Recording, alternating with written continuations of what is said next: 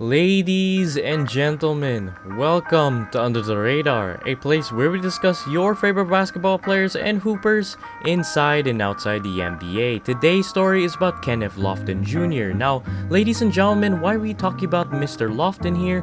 Because he is one of the best undrafted players in the Summer League, and technically, he is one of the biggest surprises in the NBA Summer League.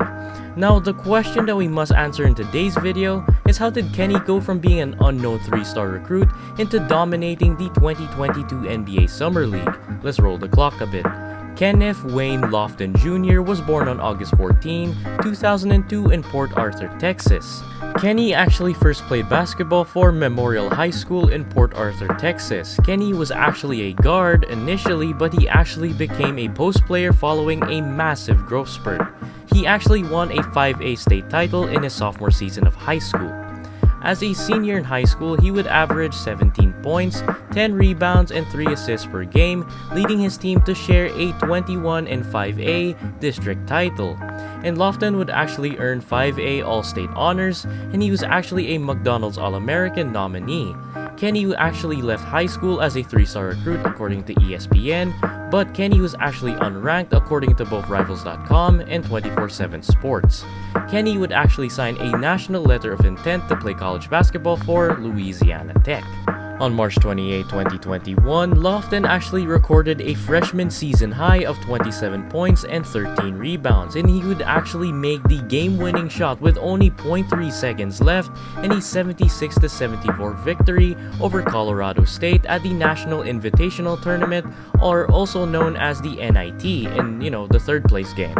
He was actually considered as a all-tournament team selection, and as a freshman, Lofton would average 12.2 points and 7.5 rebounds per game, and he would actually earn third-team All-Conference USA and Freshman of the Year honors.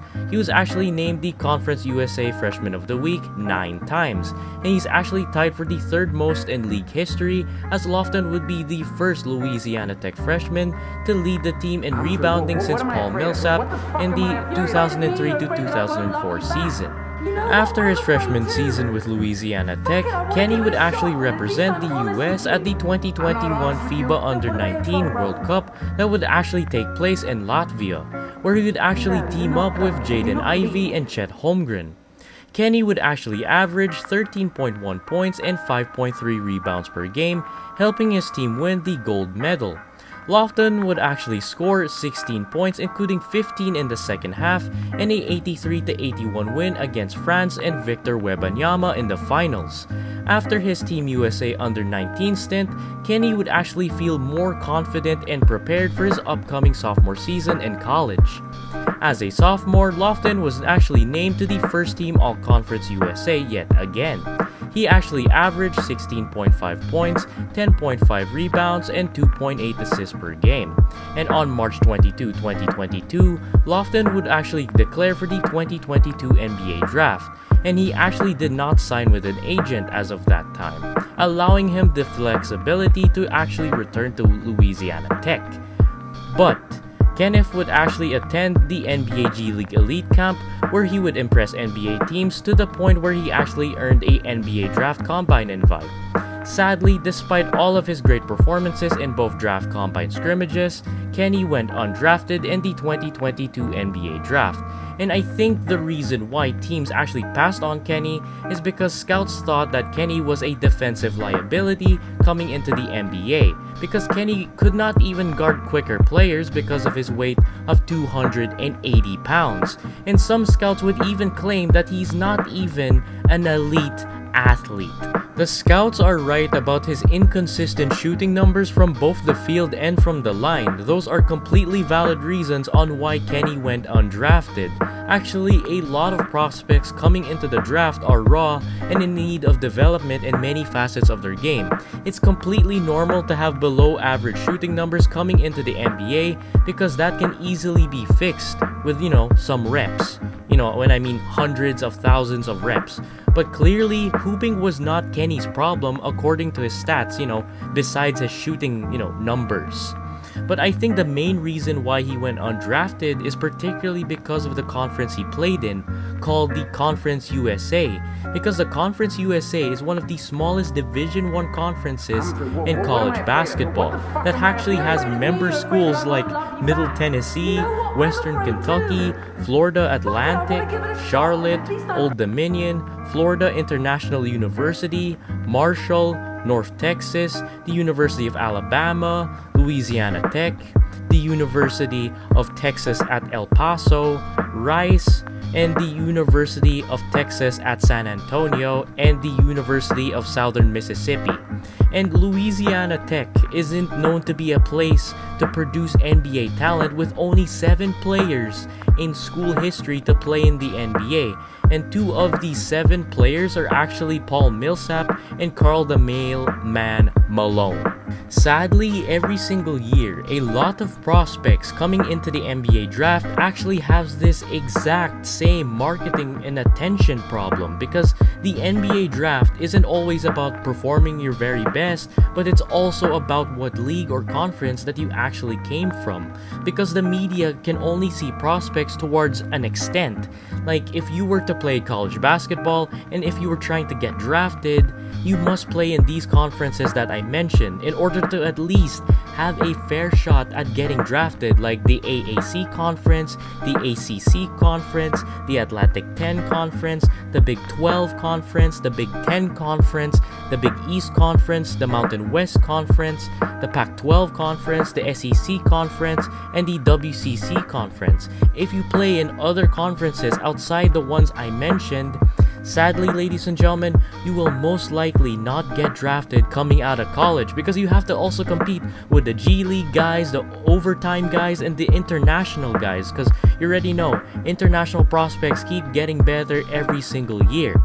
In fact, the highest chance of players getting drafted straight out of college is playing and averaging double figures in the Power 5 conference, schools that include the Big 10, the Big 12, the Pac-12, SEC, and the ACC.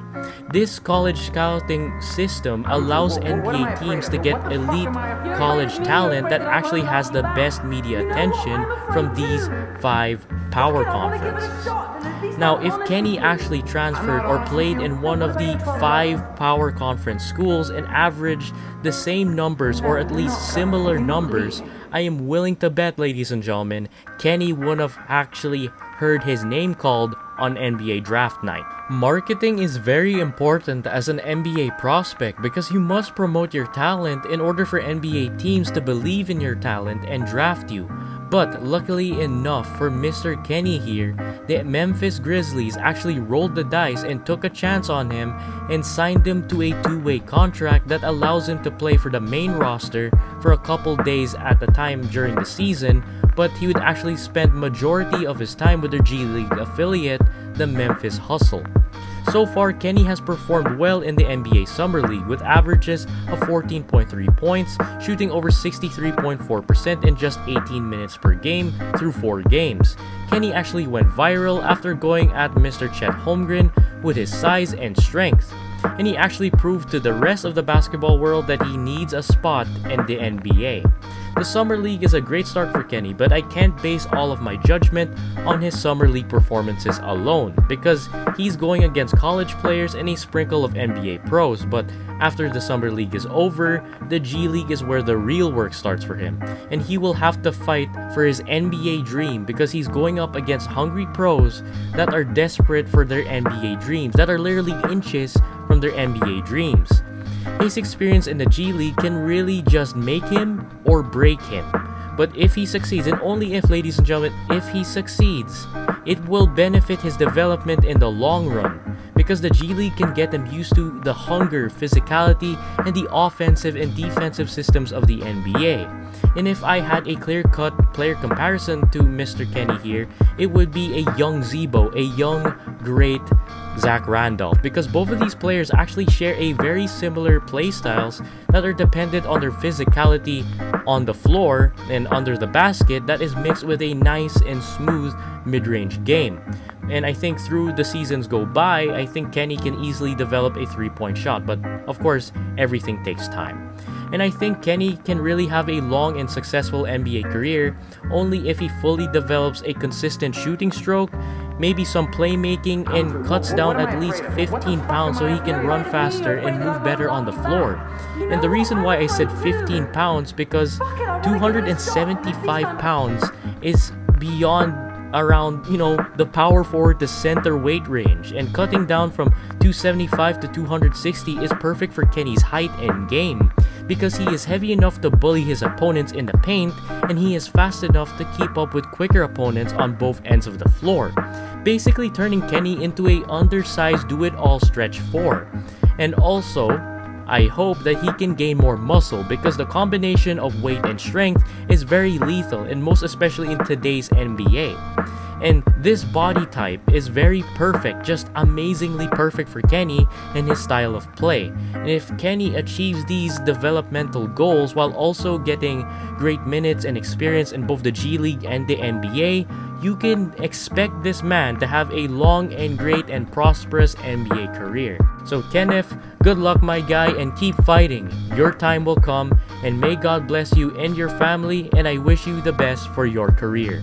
Ladies and gentlemen, make sure to hit the like button if you enjoyed today's video, and hit that amazing like button and make it turn blue in order to make my dreams come true, and to let me know if you enjoyed today's video.